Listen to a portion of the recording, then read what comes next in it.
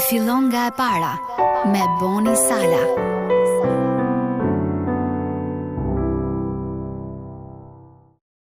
Dhe të tillë ishit disa nga ju, por u lat, por u shenjtëruat, por u shfaqsuat në emër të Zotit Jezus dhe me anë të frymës së Perëndisë tonë. Është një gjë të thuash se jemi shpirtëror, që do të thotë se shqetësohemi për shpirtrat tanë, por është gjë tjetër që të jesh dishepulll i Jezusit.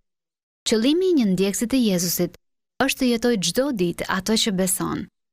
Pjesa më e madhe e letrave të apostullit Paul në Bibël ka të bëjë me inkurajimin e ndjekësve të Jezusit që jetonin sipas Ungjillit. Edhe ne përballemi me të njëjtën sfidë për të pasur një balancë në jetën tonë. Pali shpesh u kujtonte kishave të hershme që të vepronin ndryshe nga ato rreth tyre që nuk e ndiqnin Jezusin.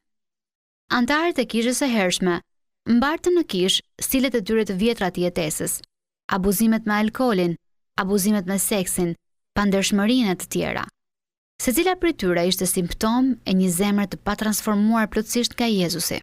Dëmtimi i vetvetes ose i njëri tjetrit është ajo nga e cila u shpëtuam nëpërmjet Jezusit.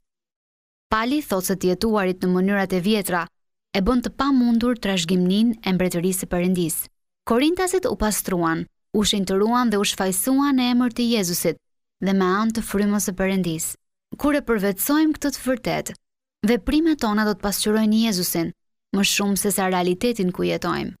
Me fjalë të tjera, nëse zemra është e mbushur me gjëra të mira, edhe veprat do të jenë të tilla.